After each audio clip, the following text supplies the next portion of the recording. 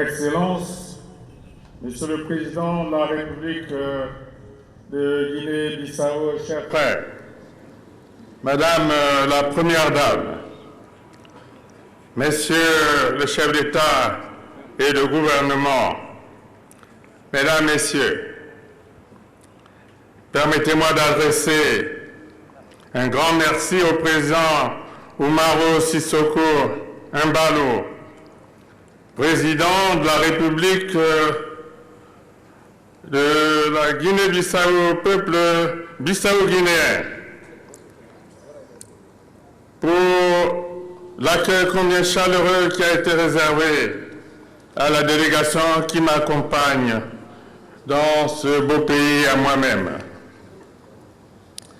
Recevez mes sincères remerciements également pour le grand honneur qui m'est fait de prendre la parole et de porter témoignage à cette cérémonie solennelle, historique à tous égards, en mémoire du grand héros de la lutte de libération en Afrique que fut Amilcar Cabral.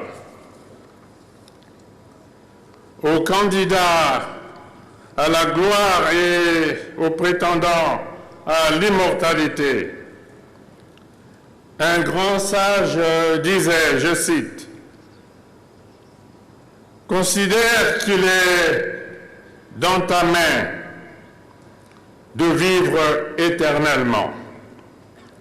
À toi de devenir célèbre en t'attelant à des prouesses. Travaille pour devenir un signe, soit dans les armes, soit dans les lettres, soit dans la politique, et soit éminent dans la vertu, sois un héros et tu seras éternel. Ne fais aucun cas de la vie matérielle. En revanche, estime la vie que donne l'honneur et la renommée et entends cette vérité. Les grands hommes ne meurent jamais. Fin de citation. Voilà,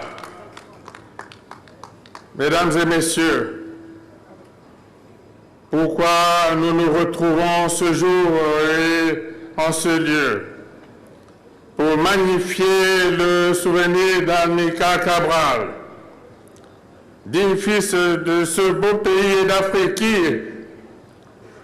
après avoir pris le chemin de la vertu, après s'être vaillamment battu pour le bien public et l'intérêt général, face à l'adversité, a fini par accéder au trône de la gloire et siéger au firmament de l'estime collective, rejoignant ainsi les béatitudes de l'immortalité.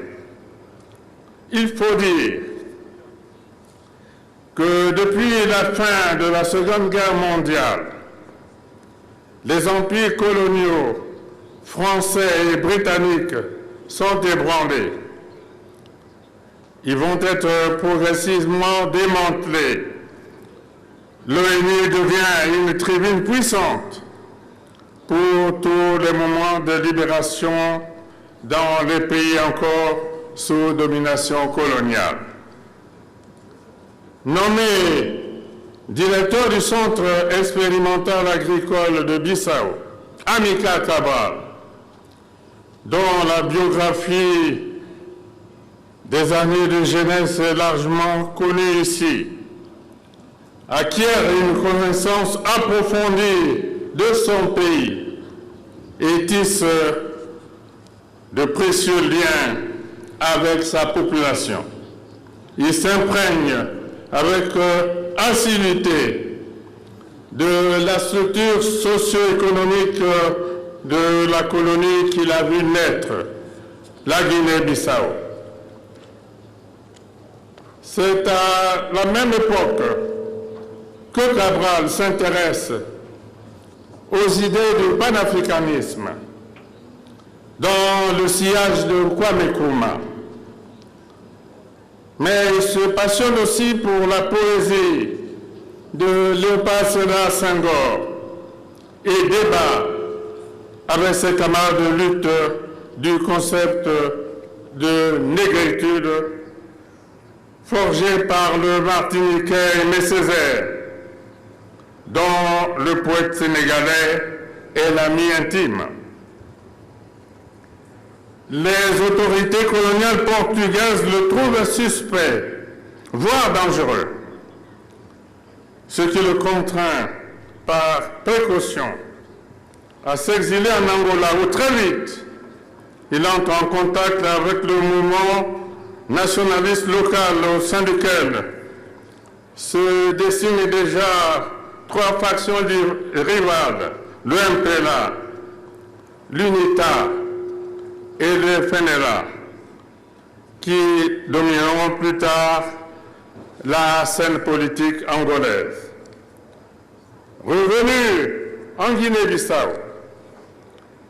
Cabral fonde en 1956 le Parti africain pour l'indépendance de la Guinée et du Cap-Vert, PAIGC. Il tente alors de pousser les autorités métropolitaines portugaises, de plus en plus isolées sur la scène internationale, à négocier avec lui, mais en vain. Après plusieurs tentatives infructueuses de négocier avec les autorités coloniales portugaises, le PAIGC n'a guère plus d'autre solution que d'engager la lutte armée. Soutenu par l'Union soviétique, Cabral engage avec un extraordinaire sang-froid, dès 1963, une guérilla qui a pour théâtre des opérations du sud du pays, avec des bases arrières en Guinée-Conakry. L'armée coloniale portugaise, qui compte alors près de 20 000 soldats mobilisés dans le pays, se trouve vite débordée. Sous l'impulsion de Cabral, la guérilla prend un essor rapide. En 1972, Cabral parvient à organiser l'élection d'une Assemblée nationale, remportant ainsi un succès inattendu. En 1973, le PAIGC contrôle déjà la majeure partie du pays. Au cours de cette même année, le Conseil de sécurité des Nations Unies somme le Portugal de mettre un terme à une guerre coloniale d'un autre âge. Malheureusement, manquant de lucidité et acculé par ses propres turpitudes, le pouvoir colonial portugais va faire assassiner Cabral à l'instigation des services secrets de Lapide. Notre camarade, notre héros, est froidement abattu le 20 janvier 1973 près de sa résidence à Conakry. Mort avant de voir son combat aboutir, Amilcar Cabral aura hissé très haut l'étendard de sa pensée politique. C'est la même qui fera de lui l'un des plus grands théoriciens des indépendances africaines et de la Révolution. Dans son discours à la conférence de Dar es Salaam sur les luttes de libération tenue en 1965, il clamait haut et fort, je cite, « Les colonialistes ont l'habitude de dire qu'ils nous ont fait rentrer dans l'histoire. Nous démontrerons aujourd'hui que non. Ils nous ont plutôt fait sortir de l'histoire, de notre propre histoire, pour les suivre dans leur train, à la dernière place, dans le train de leur histoire. » Fin de citation.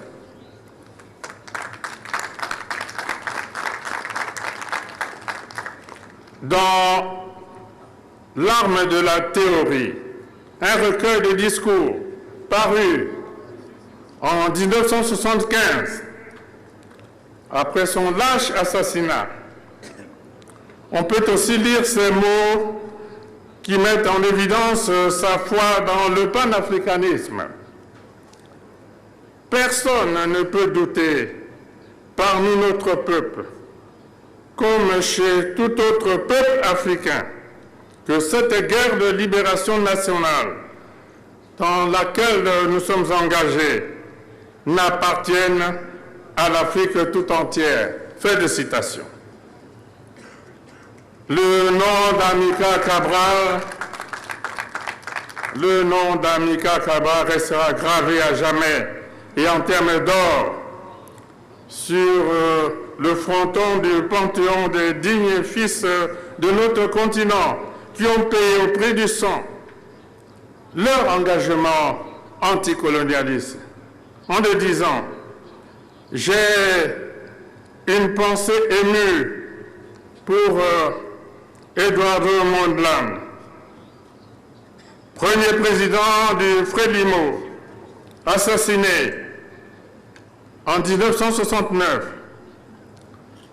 Samora Moïse Machel, premier président de la République populaire du Mozambique, mort le 19 octobre 1986 en Bouzini, dans un tragique accident d'avion entouré de toutes les suspicions, dans une Afrique du Sud encore dominée par les tenants du régime de l'apartheid. Emery Patrice Lumumba, Premier ministre de juin à septembre 1960, l'un des principaux artisans de l'indépendance de la République démocratique du Congo, assassiné en janvier 1961 à l'âge de 35 ans.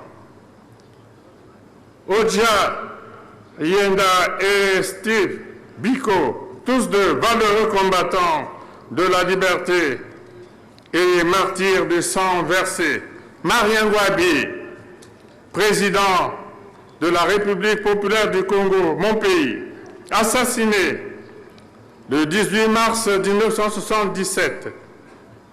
De lui, l'histoire retiendra qu'il fut constamment à l'avant-garde du soutien aux luttes de libération en Afrique et dans de nombreux pays du tiers-monde. Son nom restera également gravé en lettres d'or au Panthéon de l'immortalité. Mesdames et messieurs, les chefs d'État, mesdames et messieurs, depuis les découvertes de l'ethnologue Yves Coppens sur les âges canoniques de l'humanité et la primauté de l'homme africain, l'Afrique est fière d'être le pays d'origine du genre humain, le berceau de l'humanité. Cette connaissance a largement contribué à sa reconnaissance universelle et à son rayonnement. Elle a indéniablement constitué un tournant dans la représentation du reste du monde sur notre continent et ses habitants. C'est sans doute pour cette raison que de nombreux Africains vivent encore l'esclavage de leurs ancêtres et la colonisation de tristes mémoires encore si récentes, comme la pire des humiliations qui leur ait jamais été infligée dans l'histoire.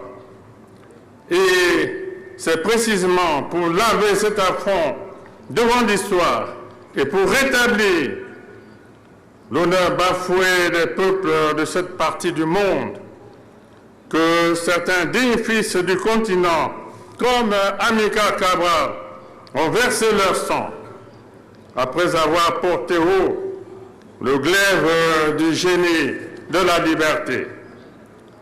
À tous ces illustres fils du continent qui rayonnent aujourd'hui au panthéon de l'immortalité, je rends un hommage avec une pensée reconnaissante pour Kwame Nkrumah, premier président du Ghana, qui lutta avec bravoure pour l'indépendance de la colonie britannique du Gold Coast, grand panafricaniste, s'il en fut un, qui n'eut de cesse de prôner la création des États-Unis d'Afrique.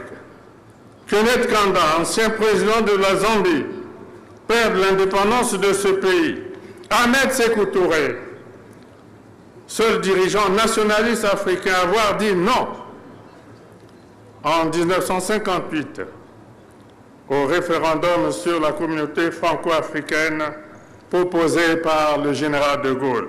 Léopold Sédar Senghor, premier président du Sénégal, acteur du premier plan de la décolonisation en Afrique francophone et grand militant de l'émancipation de son pays. Félix Houphouët-Boigny, ancien président de la Côte d'Ivoire, ancien député, ancien ministre français, l'un des plus illustres pionniers de la lutte pour l'émancipation de l'Afrique et des peuples noirs.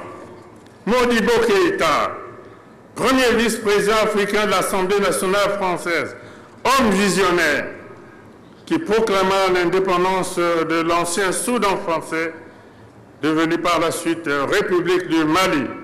Julius Nyerere, premier président de la Tanzanie, fondateur de l'Union nationale africaine du Tanganyika, parti indépendantiste du pays, adepte de ce qu'on appellera alors le socialisme africain. Jomo Kenyatta, homme politique charismatique d'Afrique de l'Est, surnommé le javelot flamboyant du Kenya, ancien militant indépendantiste et ancien président de la République du Kenya. Kamuzu Banda, premier président du Malawi, initiateur de l'un des tout premiers référendums sur le multipartisme, en une époque où le parti unique dirigeait l'État sans partage, sur le modèle du paragon soviétique. Barthélemy Boganda, homme politique d'Afrique centrale, qui se singularisa par sa ferveur panafricaniste et qui trouva la mort dans un crash d'avion aux causes jamais élucidées. Comme chacun se souvient, il voulut créer les États-Unis d'Afrique centrale. Le projet n'ayant guère abouti du fait notamment des pressions croisées des anciennes puissances coloniales, son pays, l'Ubangi-Chari, se résoudra à prendre le nom de République centrafricaine pour pérenniser le noble dessein panafricain. Gamal Abdel Nasser fait partie des générations des jeunes nationalistes égyptiens, farouchement opposés à la domination britannique sur le pays des pyramides, père de la révolution égyptienne et chantre de l'émergence du tiers-monde comme force politique, champion du mouvement des non-alignés, leader incontesté du panarabisme. Il fut tout cela à la fois.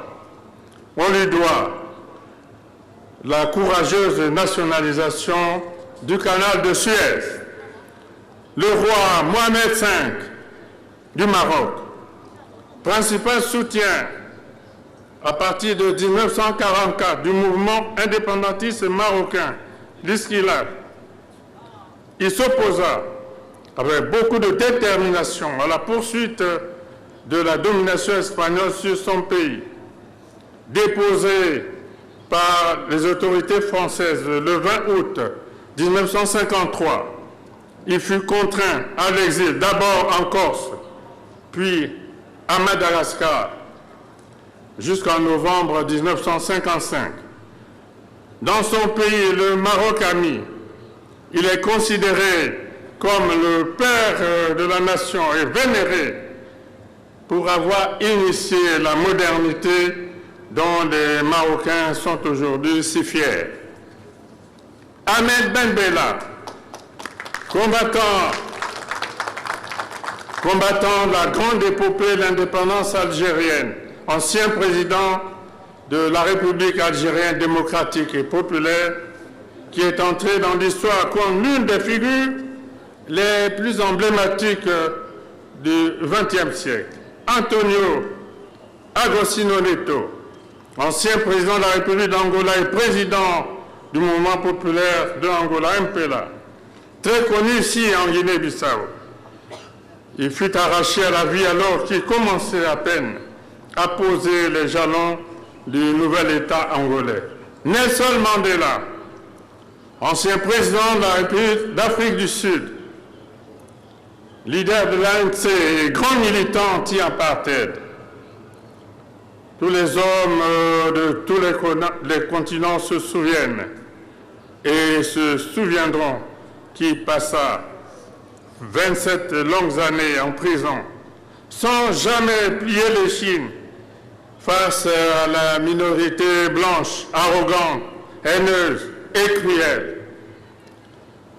À cette évocation, on aurait tort de ne pas associer ces nombreuses femmes courageuses et intransigeantes qui se sont levées pour soutenir la cause de la liberté en Afrique et qui ont porté haut le flambeau de leur propre émancipation.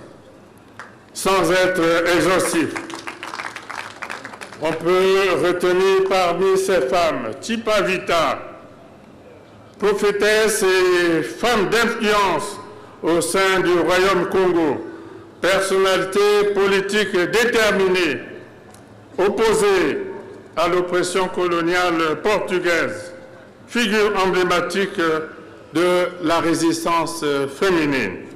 Winnie Mandela, grande militante de l'ANC, régulièrement arrêtée, persécutée, incarcérée ou assignée à résidence. Comme son illustre époux, elle non plus ne baissa jamais l'échine face aux violences policières et aux menaces permanentes qui pesaient quotidiennement sur sa vie. Miriam Makeba, grande cantatrice, chantre de la liberté rebelle sud-africaine, qui défia courageusement le régime raciste de son pays, véhicula à travers le monde entier avec fierté et dignité son message d'amour et de pardon. Par le biais de la chanson, elle célébrera la beauté d'un continent spolié et humilié, mais riche de promesses et qui allait devenir la nouvelle frontière du monde. Messieurs les chefs d'État et de gouvernement, mesdames et messieurs, un célèbre paysagiste africain a cru voir dans la carte de l'Afrique la forme d'une clé prête à ouvrir une serrure. Si tel est le destin de notre continent, avec ses 2,5 milliards d'habitants à l'horizon 2050, majoritairement jeunes, l'Afrique peut effectivement devenir la clé incontournable pour ouvrir les portes du futur. Unissons nos bras et rassemblons nos forces pour devenir la clé qui permettra à l'humanité de faire face aux nombreux défis qui l'assiègent, notamment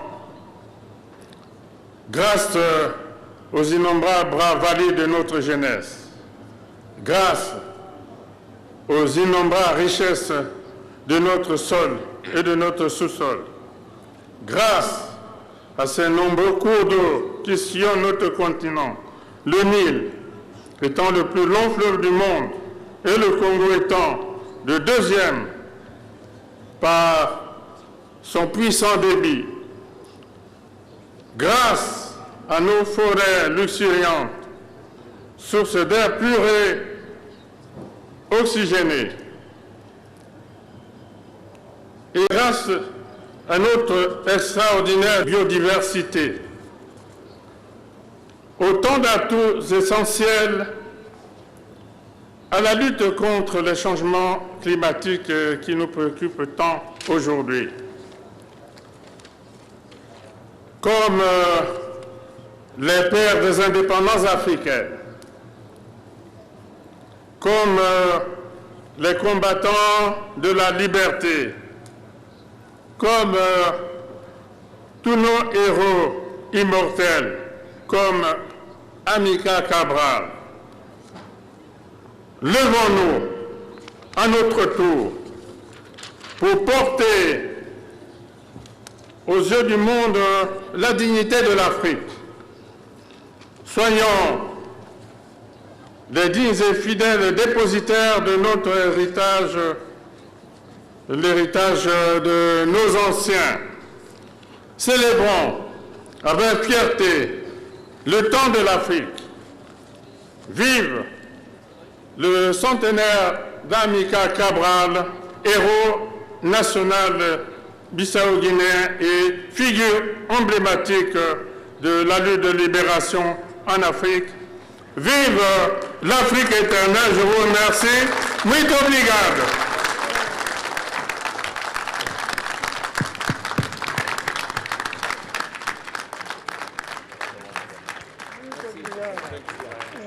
Merci.